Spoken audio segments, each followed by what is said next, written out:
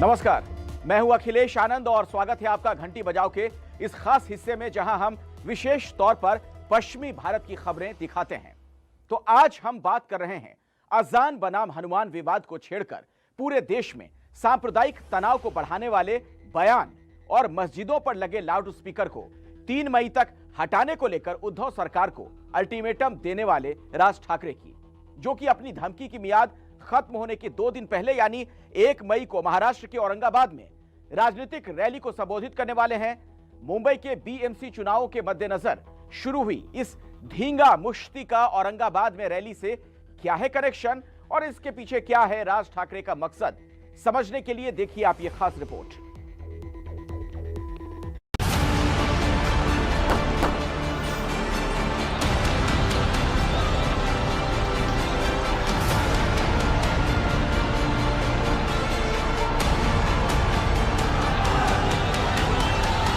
दिल्ली में हुआ ये दंगा।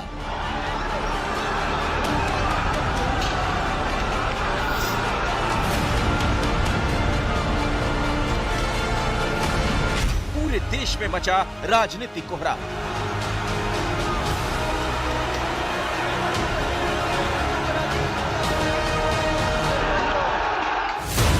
सबको सांप्रदायिक तनाव में झोंकने वाला ये वही बयान है जिसकी महाराष्ट्र की राजनीति में इस वक्त खास अहमियत बताई जा रही है। 12 ते 3 मे महाराष्ट्रातल्या सगळ्या मशिदींवरच्या मौलवींशी तुम्ही त्यांना बोलवून घ्या, त्यांना सांगा सर्व मशिदींवरचे लाऊडस्पीकर हे उतरले गेले पाहिजेत, खाली आले पाहिजेत। 3 तारखेनंतर तुम्हाला कोणताही त्रास आमच्याकडनं होणार नाही।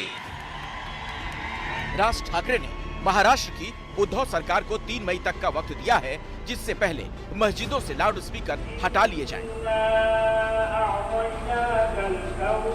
इस मियाद के पूरा होने से पहले महाराष्ट्र में गरमाई राजनीति के बीचों बीच राज ठाकरे मुस्लिम बहुल औरंगाबाद पहुंच रहे हैं। औरंगाबाद यूं तो सांसद एआईएमआईएम का है और वहां बीजेपी अपनी जमीन तलाश रही है, जहां पिछले लोकसभा चुनाव में शिवसेना का उम्मीदवार हार चुका है और ये खालीपन शिवसेना को सता रहा है। राज ठाकरे इसी गर्म तवे पर अपनी राजनीतिक रोटी सेकना चाह रहे हैं। औरंगाबाद में सभा 1 तारीख को हो रही है। औरंगाबाद का चुनाव क्यों किया गया, ये भी आरोप लग रहा है कि वो सेंसिटिव इलाका है, वहाँ मुस्लिम को की आबादी ज़्यादा है। क्या इसलिए बड़ी सोच समझ के औरंगाबाद डिसाइड किया? देखिए, संभाजीनगर महाराष्ट्र का हिस्सा है और महाराष्ट्र में कहीं भी सभा करने का हमें अधिकार है। उसके लिए कोई ये नहीं लगा सकते आप, उसको कोई मापदंड नहीं लगा सकते आप कि यहाँ ये लोग ज़्यादा है, वहाँ वो लोग हैं। महाराष्ट्र का हिस्सा है तो हम महाराष्ट्र में सभा ले सकते हैं। महाराष्ट्र में क्यों, पूरे देश में सभा से ले सकते हैं। औरंगाबाद महाराष्ट्र का वही शहर है जहाँ पहले शिवसेना ने अपनी किस्मत आजमाई और अब राज ठाकरे ने ठाणे में सभा संबोधित करने के बाद औरंगाबाद की तरफ रुख किया है। खास बात तो ये कि नगर निगमों और पालिकाओं में मुंबई, ठाणे और औरंगाबाद में शिवसेना की सत्ता है।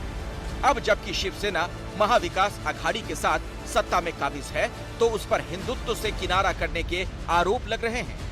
ऐसे में शिवसेना की हिंदुत्व वाली स्पेस को राज ठाकरे अपने हिंदुत्व के एजेंडे से हटना चाहते हैं।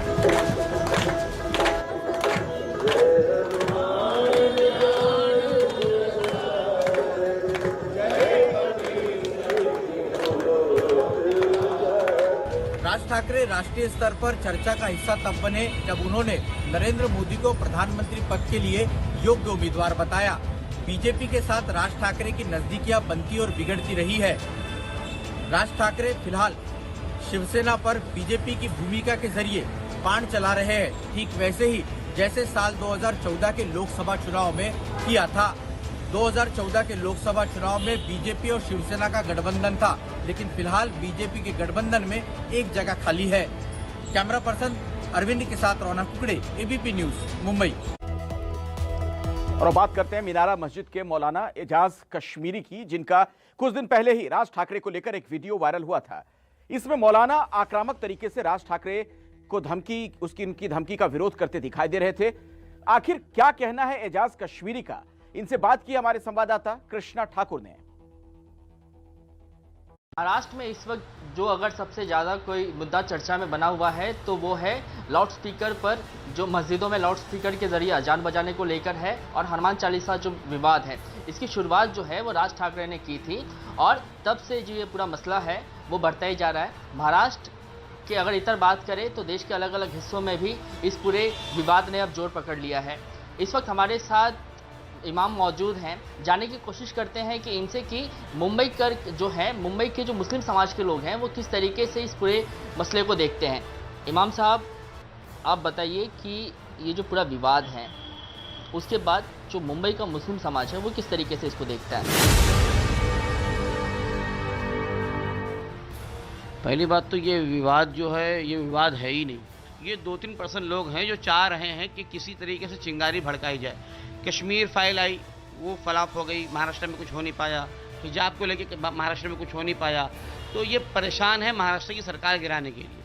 और कॉर्पोरेशन का इलेक्शन करीब है, हो सकता है राज ठाकरे साहब को कुछ मिला हो ऑफर कि भाई इतनी सीट मिल जाएगी कॉर्पोरेशन के लिए, कहीं से सपोर्ट हो जाएगा, कोई डोनेशन आ जाएगा, हो सकता है उनको कोई ऑफर दिया गया हो। ये जो पूरा विवाद है किस तरीके से इसको देखता है। सिर्फ महाराष्ट्र को डिस्टर्ब करने के लिए और यहाँ की सरकार को डिस्टर्ब करने के लिए ये विवाद पैदा किया गया है, वरना कोई विवाद है ही नहीं। ना हमको हनुमान चालीसा से कोई तकलीफ है, वो सुबह से शाम तक पढ़ें, ना हमको किसी की आरती से कोई तकलीफ है, हमको किसी से कोई लड़ने का शौक ही नहीं है। जिनके पास कोई मुद्दा नहीं है वो लड़ने के लिए मुसलमानों के पास चला आता है। कुछ भी बचा नहीं है तो मुसलमान बचे हैं। राज ठाकरे तो ये कह रहे हैं कि 3 तारीख तक का जो है वो अल्टीमेटम दिया गया है, उसके बाद अगर कार्रवाई नहीं की गई, सरकार को अल्टीमेटम दिया गया है, उसके बाद अगर कार्रवाई नहीं की गई तो हम अपने हिसाब से कार्रवाई करेंगे। उसे लेकर आप किस तरीके से, उनके बयान को किस तरीके से देखते हैं। राज ठाकरे साहब की कोई ज़मीनी सियासी ज़मीन बची ही नहीं है।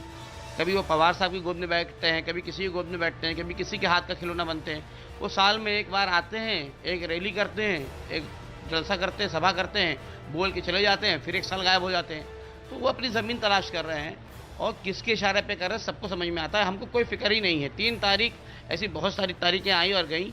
हमको जो करना है कानून के हिसाब से करना है और महाराष्ट्र गवर्नमेंट पर भरोसा है कि महाराष्ट्र गवर्नमेंट इसको हैंडल कर लेगी। और अब बात करते हैं कोरोना की। मुंबई में 12 से 14 आयु वर्ग के बच्चों का टीकाकरण अब तक केवल 17% हुआ है। इस मामले में मुंबई महाराष्ट्र का सबसे खराब प्रदर्शन करने वाला शहर है। बीएमसी ने टीकाकरण की गति को बढ़ाने के लिए हाउसिंग सोसाइटी में मौजूद बच्चों के लिए कैंप आयोजित करने का निर्णय लिया है। साथ ही स्कूलों में जाकर बच्चों को और अभिभावकों को टीकाकरण के बारे में जागरूक भी किया जा रहा है। मुंबई में 12 से 14 आयु वर्ग के बच्चों का टीकाकरण केवल 17% हुआ है। 100 के ऊपर बीकेसी में बच्चे आ रहे थे, फिर एक हफ्ते के बाद डिक्रीजिंग ट्रेंड दिखाई दिया है। फर्स्ट टाइम है, नया वैक्सीन है बच्चों के लिए, तो उसका क्या इफेक्ट आ रहा है, तो उस कारण भी लोग बाग ने शायद कम किया होगा। डरना नहीं चाहिए, लेना चाहिए, वैक्सीन लेना चाहिए, डरने की कोई बात नहीं है। अगर वैक्सीन लेते तो हमारे लिए सेफ्टी, हमारे बच्चे के लिए सेफ्टी है। ये तस्वीरें मुंबई के बीकेसी टीकाकरण केंद्र की हैं, जहां 12 से 14 आयु वर्ग के बच्चों के लिए अलग से कुर्सियां रखी गई हैं, लेकिन कोई भी टीका लेने के लिए नहीं आया।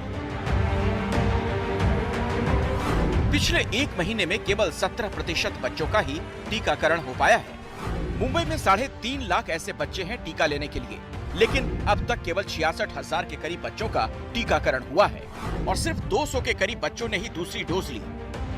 शुरुआती दौर में जब टीकाकरण की प्रक्रिया शुरू हुई थी, तब मुंबई के इसी बीकेसी टीकाकरण केंद्र में भीड़ जमा होती थी, लेकिन पिछले 1 महीने से जब से 12 से 14 आयु वर्ग के बच्चों का टीकाकरण शुरू हुआ है, तब से काफी कम बच्चे टीका लेने के लिए केंद्रों में पहुंचे हैं। मुंबई में 12 से 14 आयु वर्ग के बच्चों का टीकाकरण केवल 17% हुआ है। मैं फिलहाल मुंबई के बीकेसी वैक्सीनेशन सेंटर पे हूँ। यहाँ पर तस्वीरों में आप देख सकते हैं ये जो कुर्सियाँ सजाई गई हैं वो 12 से 15 एज ग्रुप के लिए रखी गई हैं, लेकिन ये पूरी की पूरी खाली हैं।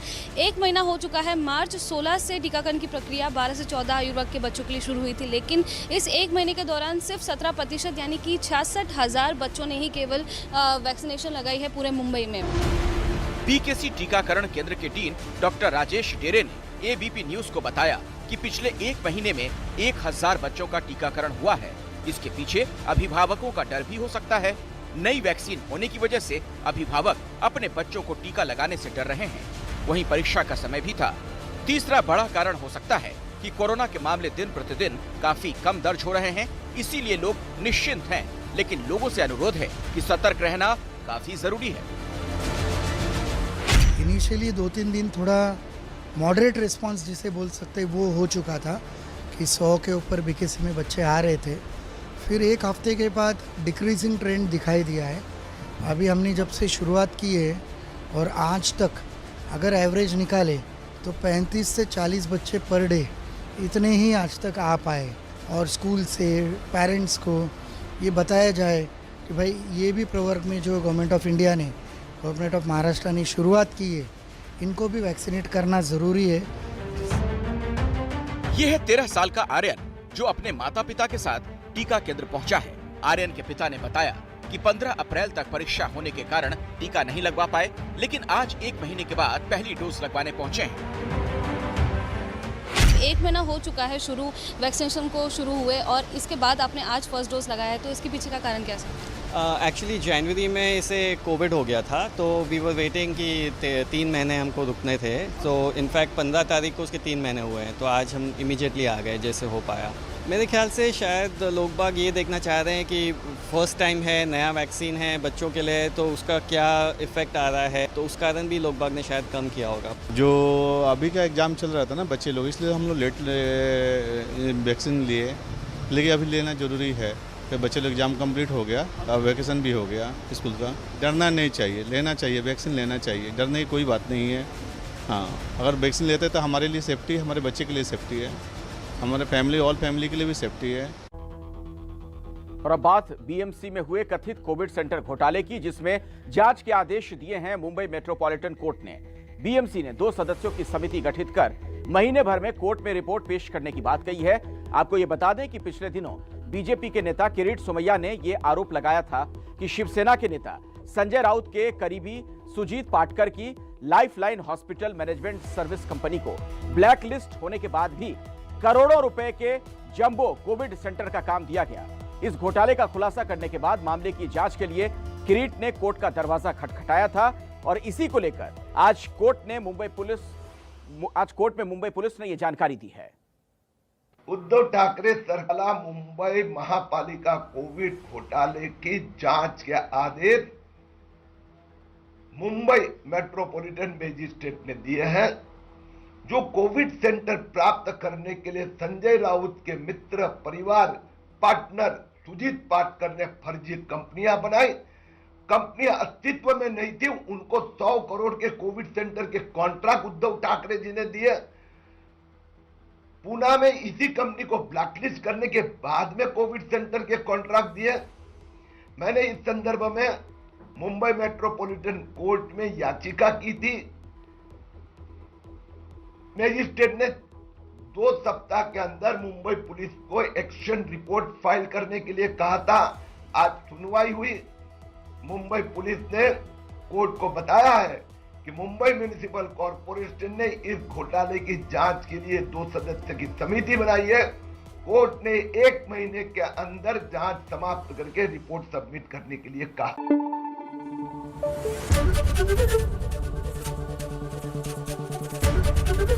एबीपी न्यूज आपको रखे आगे।